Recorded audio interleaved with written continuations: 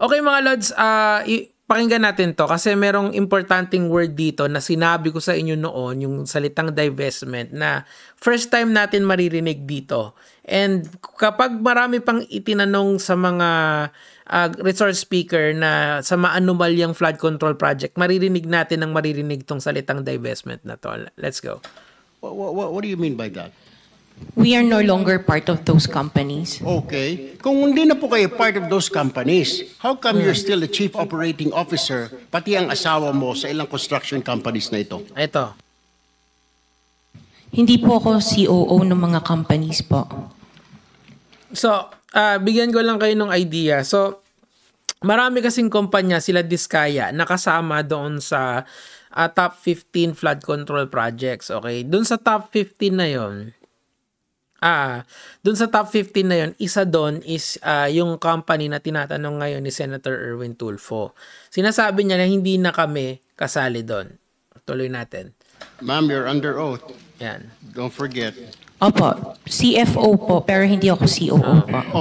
May position pa rin siya. So, bakit po ikaw ang CFO pa rin kung nag-divest na po kayo, Yun. opisyal pa rin Here. po kayo dyan? Sorry, tumutulong lang po ako dun sa mga ibang companies po. So you haven't, with the Go permission, ahead. you haven't completely divested all your interest in that Before we particular company. continue, let me acknowledge the presence of Senator Rapi Tulfo. Shoutouts kay Sir Rafi. So nakita nyo, ganyan yung scheme na ginagawa nila. Pinapasa lang nila sa ibang tao yung kumpanya nila. Pero meron pa rin silang vested interest doon.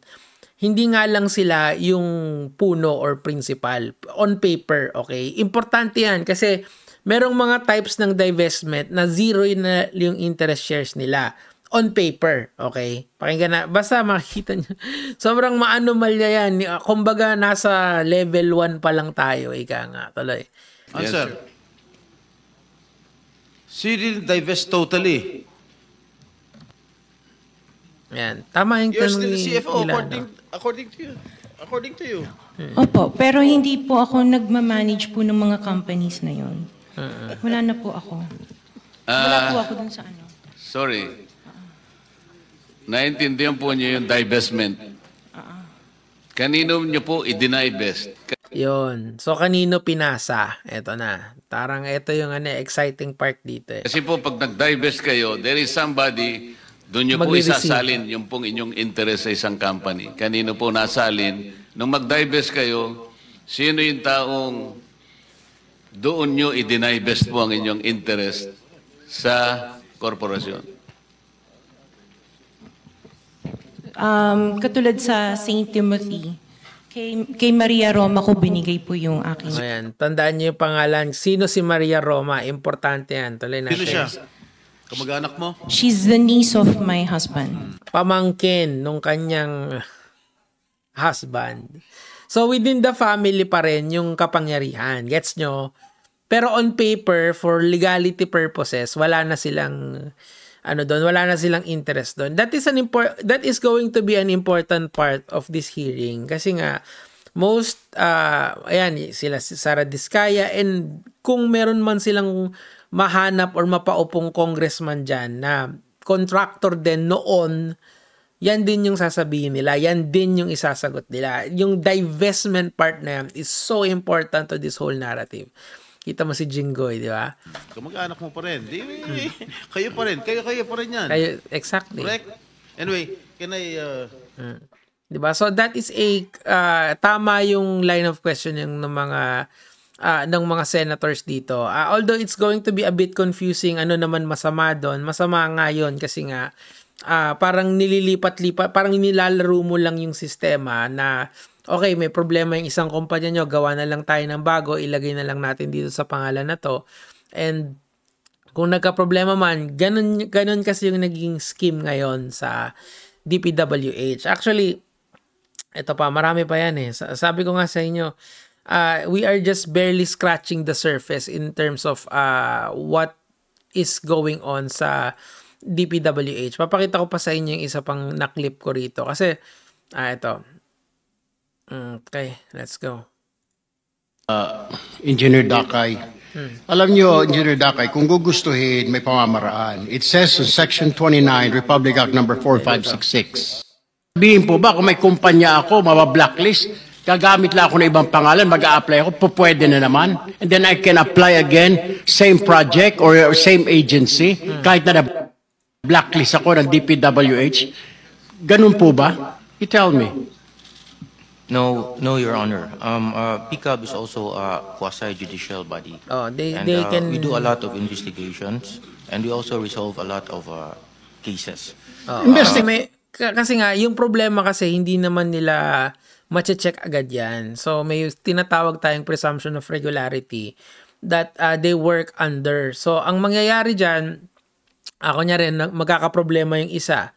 Mag-a-apply na lang uli sila ng isa pa, 'di ba? Ganun lang eh. Sobrang lupet ng sistema. It allows for divestment ng mga taong involved dito, pero may interest pa rin sila doon sa isa pang i-apply nila. Tuloy natin. Investigation siguro sa mga maliliit, pero kung mga malalaki na kagaya nito, wala ho kami naririnig. Bakit 15 po sila na nagkonsabahan, binulsa yung pera ng bayan, 1.3 trillion, wala tayong narinig. Ngayon, nandito kayo, nagpapaliwanag, sasabihin nyo, meron kayong quasi-judicial. Nasaan yung quasi-judicial? Bakit yung pinayagan nangyari? If I remember it correctly, 2022 hanggang 2025, 3 years, engineer. Wala kayong ginawa, hindi nyo kinansela yan. Isang kumpanya, tatlo-tatlo pa. Yung isang may-ari. Wala kayong ginawa. Ngayon, pinapakita yung sa amin dito na meron kayong ganito, meron kayong nasaan yun sinasabi mo? 3 years. I understand very well your concerns, Your Honor, and I appreciate that very much. However, PCAB does not play any part in the implementation of the project. I'm not saying part of the implementation. Yung pag-apply lang engineer Lisensya. ng license. Kasi pag na-blacklist yung, gano'n naman ho, hindi nyo ba alam na gano'n ang kalakaran ngayon? Or you don't have any idea na pag na-blacklist itong kumpanya? imposibleng hindi nila alam yan. Totoo lang. So, sobrang syndicated yung mga... Ay, sarap talaga dyan maging contractor dito, tapos marami kang connect. Yun talaga yun. Yun yung pinopoint out din ni Senator Tulfo. Tuloy natin. Kanya na ito, gagamit ng ibang kumpanya o magbubukas ng ibang kumpanya. Alam niyo ba yun? Hindi. You know that, right? We hear that every now and then, Your Honor. You hear that, but you don't investigate. Na pag na-blacklist ng DPWH o ng kung anong ehensya, papalit ng pangalan or tatayo ng pangalan para makapasok ulit. Actually, Your Honor, when a company is blacklisted by any government agency, then we actually suspend their licenses. Well, O magda-divest lang, di ba? Easy ikot. Gets nyo? That's why the idea of the divestment here is so important para sa atin malaman. Kasi on paper kasi, yung mga tao na yon hindi na sila interesado doon sa company na yon. So I guess ang pinakamagandang legislation dito is to check for the connections. Halimbawa, kamag-anak, dapat blacklisted na rin yon kasi nga kamag-anak mo. Dapat sanga-sanga yan or may connection kahit siguro close friend mo or best friend mo Dapat talaga merong batas na nagbabawal doon sa connections na yon. Kasi dito, it seems to me, dito sa line of questioning ni Senator Erwin at saka doon sa mga sagot ng isa, na madaling i-circumvent itong rules ng PCAB na pag na-blacklist ka, gagawa ka na lang ng ibang kumpanya na nag-divest ka. See? Easy. Anyway, yun lang naman po yung sa akin for today. Abangan natin yung iba pang mga kaganapan dito. Malalim po ito mga Lods. Makikita nyo dito yung 1% ng problema ng Pilipinas. Gaya mga Lods.